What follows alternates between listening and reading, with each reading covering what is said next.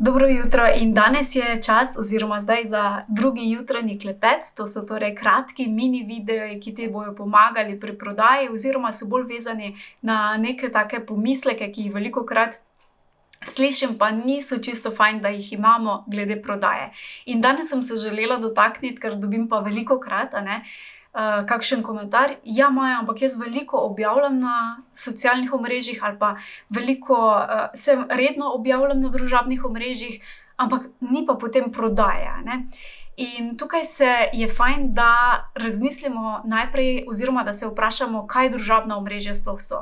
Družabna omrežja, kot že pač ime pove, so družabna omrežja, torej namenjena druženju, In če smo mi samo kot da objavljamo, kaj prodajamo in kupi, potem uporabljamo družabna omrežja v bistvu kot eno oglasno desko.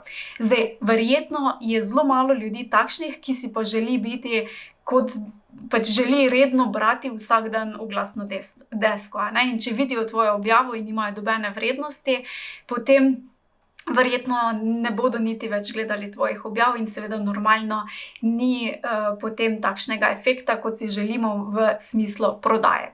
In treba razumeti, da družabna omrežja so odlična za druženje, za povezovanje, za grajenje odnosov in seveda, če to gradimo na prav način in potem na mizo damo tudi ponudbo, bo prodaja tudi večja, tako da ne samo biti samo prodajni, pa ne samo skrivati se, da sploh nikoli ne omenimo, da lahko pri nas tudi kaj kupijo. Nekako vmesna verzija nekako bi bila najboljša, Zdaj, če si predstavljamo, družabna omrežja so recimo kot nek party, kot neki žur, potem pa v bistvu naša prodaja pa steče na naši spletni strani oziroma prodaja je pa v bistvu, ko povabimo na zmenek.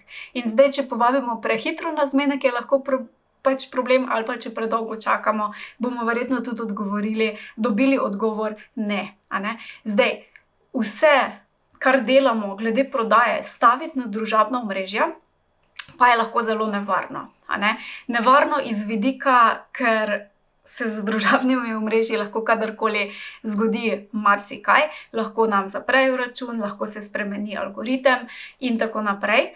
In če naša cela prodaja stoji samo na družabnih omrežjih, delamo naš posel zelo, kako bi rekla, je zelo občutljivo, je zelo nevarno. Tako da moje mnenje je, da so družabna omrežja super, da jih izkoristimo, da jih uporabimo v dobrem stilu, da se povezujemo s svojimi potencialnimi strankami.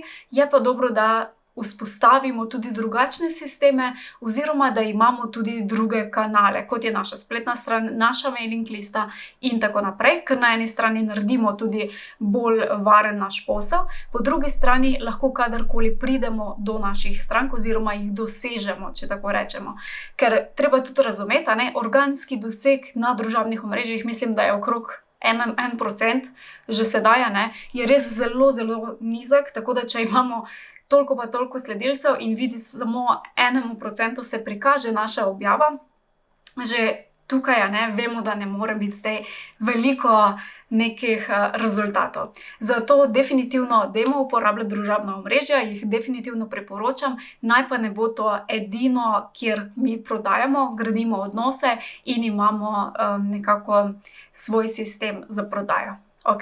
Tako da jaz nekako sem se samo tega želela dotakniti, da če objavljam, torej prodajam, ni čisto res, Odvisno je od samih objav, odvisno je tudi, kaj se potem naprej zgodi in tako naprej. Tako da ne graditi samo na družabnih omrežjih, dajmo zgraditi si varen posel, kjer bomo imeli tudi mi veliko nadzora. Tako da upam, da ti to pomaga, mogoče da kakšno idejo ali pa kakšno misel, da začneš graditi posel še tudi kje drugje oziroma narediti bolj varen svoj posel, da bo neodvisen od nekih zunanjih platform. Tako da, se vidimo kmalu, če ne pa jutri, zjutraj. Čau.